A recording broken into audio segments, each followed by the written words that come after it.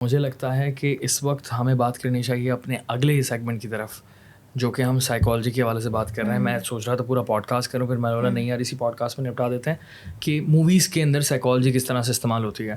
और मेनली हम लोग बॉलीवुड की बात करेंगे कि इस वक्त जितना अभी इस वक्त तो इतना ज़्यादा हिट नहीं है, पिछले 10 साल से थोड़ा सा डाउनफॉल ही चल रहा है।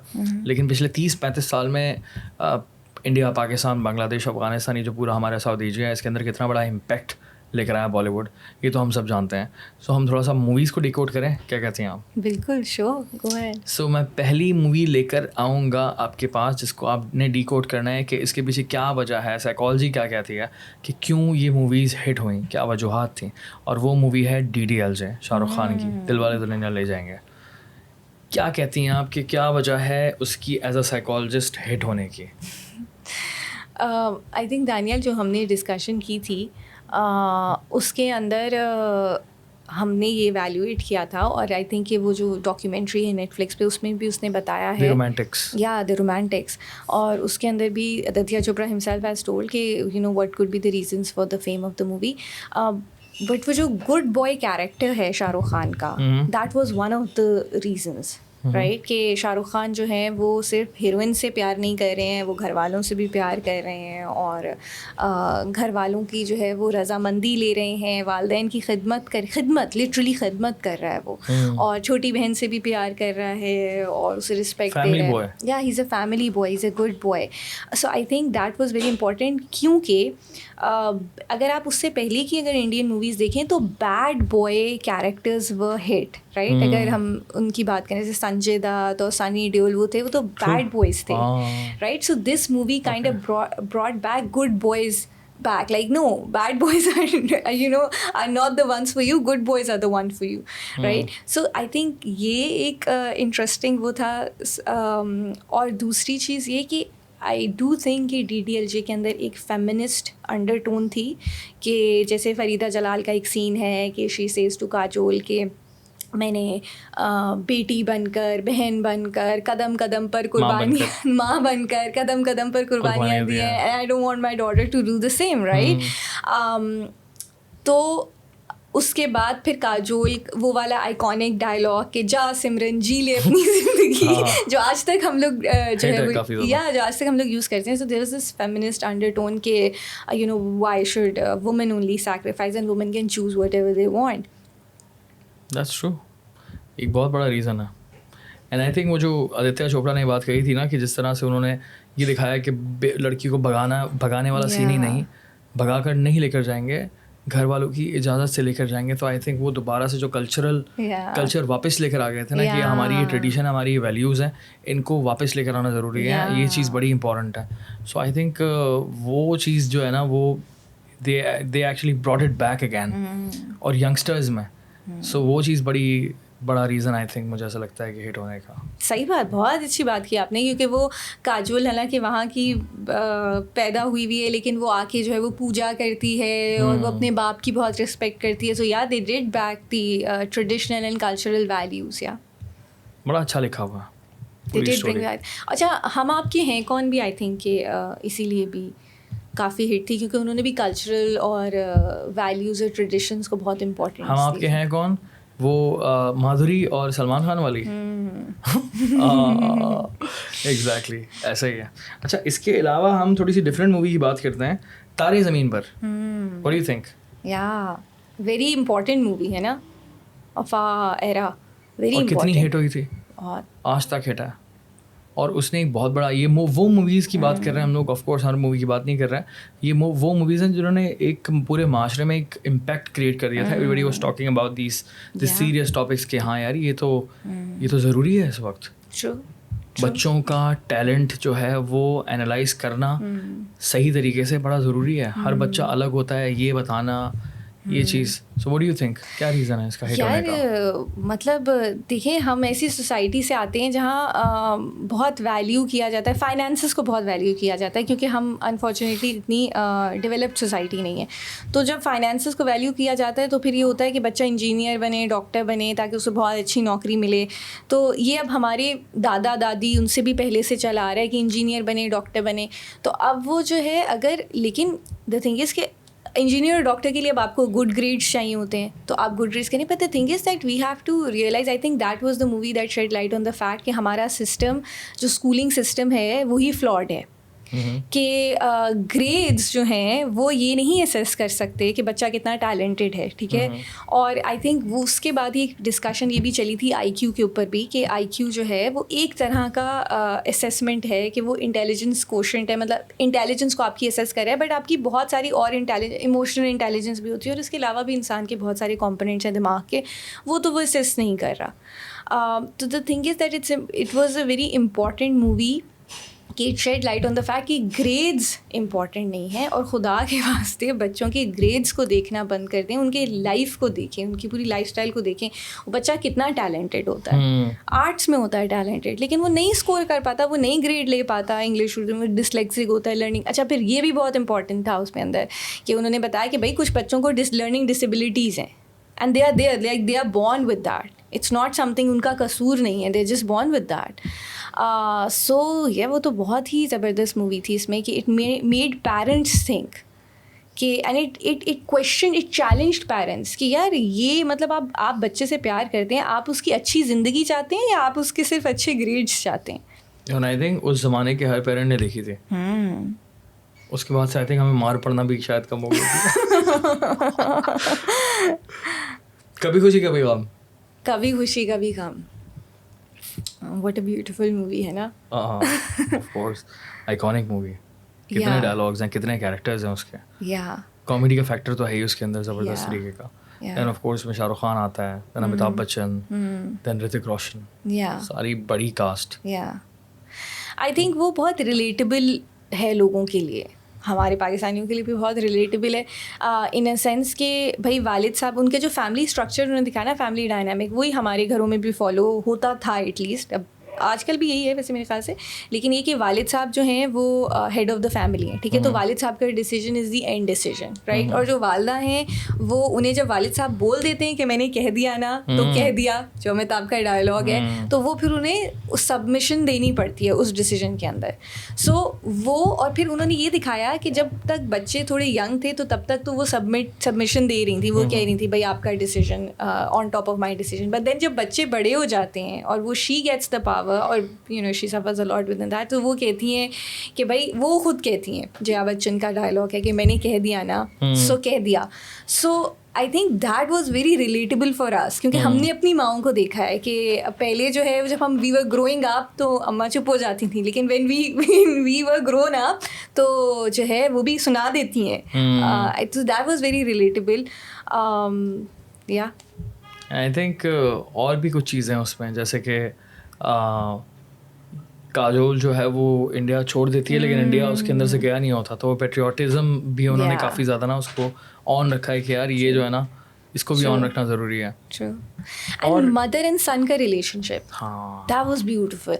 सो वो हर सीन तो बहुत इम्पोर्टेंट है। सो हर माँ रिलेट कर सकती है, हर बच्चा रिलेट कर सकता है उससे। पावर ऑफ इंट्यूशन, हाँ, कि माँ को पता है कि बच्चा आने वाला है, वो सारी वो थोड़ा ज़्यादा दिखा देता ऑफ कोर्स के अंदर, इट्स अ मूवी, बट वो कॉन्सेप्ट तो वही था। या and so it was so, क्या कहना चाहिए, बस लोगों के इमोशंस को वो कर रहा है ना, कि खेल रहा है, कि that is true, you know. कितना अगर आप मेरे एक फ्रेंड है, जैसे मैंने उनसे कहा यार बहुत टाइम हो गया आप नहीं मिले, तो उन्होंने कहा यार इतने टाइम से मैं अपनी माँ से नहीं मिला, सोचो। मैं वाकई बहुत बिजी हूँ। तो द थिंग दिस इज़ ना कि we need to stay connected with our mothers, और वो उसमें दिखाते हैं कि माँ और बेटा सेपरेट हो गए just because of a decision of a father, और फिर वो दोबारा मिलते हैं। So they played with the emotions of mother and son, emotions were beautifully played, and that made people relate. भाइयों का रिश्ता भी बड़ा अच्छा दिखा इसके अंदर, इंटरेस्टिंग। ओके, अच्छा, अब हम थोड़ी सी ना मूवी मुख्तलिफ हो जाएगी इस वक्त। 3 इडियट्स बहुत हिट मूवी थी, और उसके बाद तो इंडिया के अंदर डिस्कशन शुरू हो गई थी कि उनका जो अपना तालीमी निज़ाम है उसमें कितने सारे फ्लॉज हैं, क्योंकि सब कुछ एक्सपोज करके रख दिया था। नॉट ओनली इंडिया, पाकिस्तान भी रिलेट कर सकता था, पूरा साउथ एशिया रिलेट कर सकता था उस मूवी से। सो क्या कहती हैं, क्या वजह थी उसकी मूवी की हिट होने की? सो एक तो हमारा सोशल इशू उन्होंने हाईलाइट किया है कि हमारे बच्चे बहुत मेहनत करके जब इंजीनियरिंग स्कूल में चले जाते हैं, स्कूल्स में चले जाते हैं, then they have a lot of pressure to perform well as well. और उस प्रेशर के अंदर, उस स्ट्रेस के अंदर उन्होंने सुसाइड भी दिखाई है एक कैरेक्टर की। ये कैरेक्टर ने इतनी डिप्रेस हुआ कि उसने सुसाइड कर ली। एक तो ये चीज़, दूसरी ये चीज़ कि उसने पावर ऑफ एक्सीलेंस दिखाई है। तो हम लोग ऐसी नेशन है ना कि हमें हर वक्त डिग्रीज चाहिए और वैलिडेशन चाहिए, तो उसने दिखाया है कि भाई you do not need that, only you need excellence. और उसने वो मूवी उस पर बनाई है, मुझे लगता है कि you do not need to follow money, money will follow excellence and you just have to follow excellence. तो ये एक दूसरा point. So I think that's why it's very relatable for. I think वो जो फरहान का कैरेक्टर था वो बड़ा इंटरेस्टिंग था, क्योंकि उसका इंटरेस्ट जो है वो वाइल्ड लाइफ फोटोग्राफी में था, लेकिन अब्बू ने उसको ज़बरदस्ती डाला हुआ था।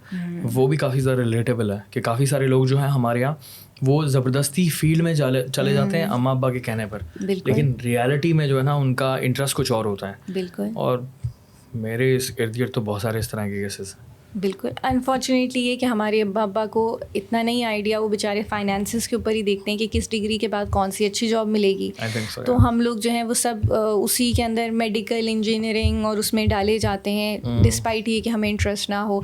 तो यस, वो जब फरहान जो है वो अपना पैशन और ड्रीम फॉलो करता है, तो आई थिंक बहुत सारे लोगों को बहुत खुशी मिली होगी ये देख कर मूवी में। हाँ, और ये जो आप डिग्री वाली बात कर रही हैं उसके अंदर एक कैरेक्टर दिखाया चतुर, जिसको एक तरह से नेगेटिव कॉनोटेशन में दिखाया उन्होंने जानबूझ के कि हाँ यार पढ़ता है बहुत ज़्यादा लेकिन रट्टू तो होता है, क्लियर कर लेता है, जॉब भी कर लेता है, लेकिन वो जो मेन कैरेक्टर है रणछोड़ दास उससे फिर भी पीछे ही होता है वो उसका बॉस होता है एंड में जो निकलता है। तो दैट्स वेरी इंटरेस्टिंग कि ग्रेड्स के पीछे ना भागे, आप एक्सीलेंस के पीछे भागे। पहली बार पूरी फिल्म बना दी इस टॉपिक के ऊपर। It's beautiful. आई मीन एक जो नॉवल है वो ज़रूर पढ़ें because it's based on Chetan Bhagat's novel. So वो नॉवल पढ़ें, वो भी बहुत इंटरेस्टिंग है, उससे वो और भी ज़्यादा रिलेटेबल लगेगा आपको। यही कैरेक्टर्स हैं उसमें? यही कैरेक्टर्स हैं। अच्छा, लास्ट मूवी की हम बात करेंगे जिसने बहुत बड़ा इम्पैक्ट क्रिएट किया था 2011 में। एक तरह से फॉलो अप मूवी कह सकते हैं उसको, ज़िंदगी ना मिलेगी दोबारा, जो कि दिल चाहता कि एक तरह से फॉलो अप थी। दोनों मूवीज़ के हवाले से थोड़ी बहुत बात की जा सकती है। ज़िंदगी ना मिलेगी दोबारा क्यों इतनी ज़्यादा हिट हो गई थी, मेगा हिट, अभी तक जो है काफ़ी ज़्यादा रिलेटेबल है। मैं तो अभी भी जब भी ट्रैवल कर रहा होता हूँ उससे पहले दोस्तों के जब भी ट्रैवल करता हूँ दोस्तों के साथ, पहले ये फिल्म देखता हूँ, उसके बाद हम लोग ट्रैवल प्लान करते हैं अपना, कि काफ़ी ज़्यादा जो है ना वो बड़ा मज़ा आता है, फील गुड मूवी है। I would want to also know कि what's your take on it ना, कि ज़िंदगी ना मिलेगी दोबारा क्यों इतनी हिट थी। अच्छा, मेरा टेक ये है कि अगर हम साइकोलॉजिकली भी बात करें ना, तो उसके अंदर एक वर्क लाइफ बैलेंस के ऊपर एक बात हुई है और सटल तरीके से बात हुई है, बड़ी खूबसूरती से बात हुई है। They have talked about work life balance कि भाई अपना काम को जो है आप काम करें, लेकिन साथ में आप कनेक्शंस भी बनाएं, फ्रेंड्स भी रखें और इन्जॉय भी करें, क्योंकि ज़िंदगी एक ही दफ़ा मिली है, सही है। So but they have preach that message in a very subtle way. I think that's very relatable for people. And I think मुझे लगता है कि उसके अंदर एक चीज़ बड़ी इंटरेस्टिंग दिखाई कि तीनों जो दोस्त हैं, तीनों की फाइनेंशियल सिचुएशन डिफरेंट थी। कबीर दीवान बेन थे, अमीर था। उसके बाद जो अर्जुन था वो नया अमीर हुआ था। और उसके बाद जो फरहान अख्तर था, इमरान, वो अमीर नहीं था बहुत ज़्यादा, वो एक मिडिल क्लास फैमिली से था। और लेकिन तीनों पक्के दोस्त, बेइंतहा पक्के दोस्त, तो पैसों की उनको फिक्र नहीं थी। एंड में वो जो अर्जुन कह रहा था ना कबीर दीवान को कि सारी ज़िंदगी तेरे पैसों पर मैं अय्याशी की है, इट्स माई टाइम टू पे। सो ये बड़ा रिलेटेबल फैक्टर था कि जब दोस्ती आपकी पक्की होती है ना, तो फिर आपको पैसों की परवाह नहीं होती। फिर आपके दोस्त होते हैं और आपका ट्रिप होता है और आपका प्लान होता है। आप बिजनेस क्लास वाला प्लान कर रहे हो या फिर फुल इकोनॉमी, लेकिन अगर दोस्त साथ है तो फिर वो पैसे हो जाते हैं प्लान अगर आप कर लो। दैन उसके अंदर एक चीज़ जो मुझे बहुत अच्छी लगी वो ये कि तीनों की स्टोरी अलग अलग चल रही थी। तीनों के अलग अलग अपने अपने फेयर थे, वो एडवेंचर्स दिखाए उन्होंने, उस एडवेंचर के थ्रू उनके फेयर निकले। किसी का जो है वो बुल फाइटिंग वाला था, स्काई डाइविंग वाला था, स्कूबा डाइविंग वाला था। ये तीनों अलग अलग फेयर थे और तीनों की अलग अलग स्टोरी भी चल रही थी। लव स्टोरी भी अलग अलग चल रही थी। अर्जुन की अलग चल रही थी, फरहान की कोई लव स्टोरी नहीं थी। फरहान से जो इमरान था वो फ्लर्ट कर रहा था, लेकिन उसके बाप की जो स्टोरी चल रही थी वो बहुत इमोशनल थी, बड़ी खतरनाक स्टोरी थी। दैन उसके बाद जो एंड होता है वो भी अलग था कि वो एंड में जो है इमरान अपनी अम्मी से माफ़ी मांगता है, ठीक है, कि अपने बाप को ढूंढने गया था तो अपनी अम्मी से माफ़ी मांगता है कि मैं वापस आ जाऊँगा आपके पास, आप कभी ब्लेम नहीं करो, आप सही कह रही थी। एंड देन जो अर्जुन है वो जो है फाइनली उसको एक नई लड़की मिल जाती है, लैला, जो कि उसके मुताबिक मतलब उसके लिए ड्रीम गर्ल थी, पूरी ज़िंदगी चेंज कर दी उसकी उसने ना। और उसकी जो एक्स थी वो थोड़ी सी टॉक्सिक भी थी, उसको समझ नहीं पा रही थी। और अर्जुन भी जो है ना काम में बहुत ज़्यादा मसरूफ़ था। बाद में उसको एहसास होता है कि यार उसने एक अच्छी खासी लड़की जो है वो खो दी अपने काम के चक्कर में।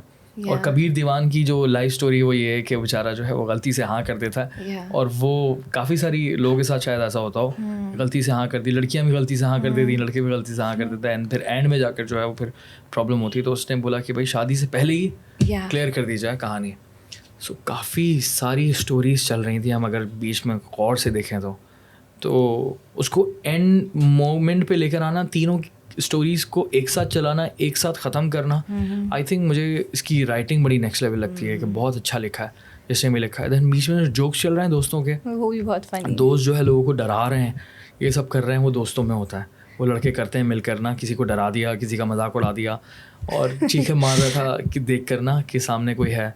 सो बड़ा इंटरेस्टिंग सीन था। सो एक साइकोलॉजिकल पर्सपेक्टिव उसमें और भी है, वो ये कि जब आप, जैसे हम भी ये कहते हैं लोगों से कि लोग अपनी प्रॉब्लम्स में, अपनी लाइफ में इतने घिरे हुए होते हैं, so what we try through therapy is to create a distance between their life and them, right. हमें कहते हैं कि आप थोड़ा सा डिस्टेंस से देखें अपनी प्रॉब्लम को, अपने इश्यूज़ को थोड़ा सा ना दूर से देखें, क्योंकि थर्ड पर्सन कितना अच्छा मशवरा दे देता है हमेशा। आप तो फंसे हुए होते हैं उसमें, थर्ड पर्सन, क्योंकि थर्ड पर्सन डिस्टेंस पे होता है।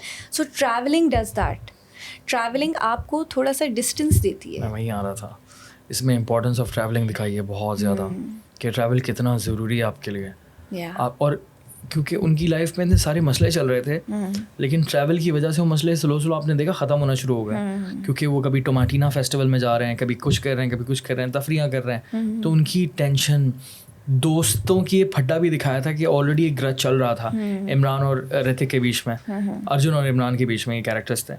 और फिर एंड में जो है वो किस तरह से दोस्ती उनकी दोबारा से हो जाती है और दोनों एक दूसरे से सॉरी कर रहे होते हैं कि यार मैंने सॉरी तेरा दिल दुखाया। इंपॉर्टेंस ऑफ ट्रैवलिंग कि ट्रैवल आप करते हो तो फिर आप जिस बंदे के साथ ट्रैवल कर रहे हो तो या तो आप उसके पक्के दोस्त बन जाते हो या तो दुश्मन बन जाते हो, ठीक है। आपको एक दूसरे की समझ आ जाती है ट्रैवलिंग में, एक दूसरे को समझ लेते हो। सो आई थिंक सबसे मेन चीज़ जो है ना ज़िंदगी ना मिलेगी दोबारा की, वो ट्रैवलिंग थी कि कितनी इंपॉर्टेंट है इंसान के लिए ट्रैवलिंग, एडवेंचर्स और ये सारी चीज़ें, लव स्टोरीज, मुख्तलिफ स्टोरीज बन रही होती हैं। I really enjoyed that movie. I always watch that movie. Especially जब मैं एयरलाइन में होता हूँ, किसी भी फ्लाइट में होता हूँ, एमिरेट्स में, तो उनकी तो पक्की है और फिल्म लाजमी देखनी है। I love that movie.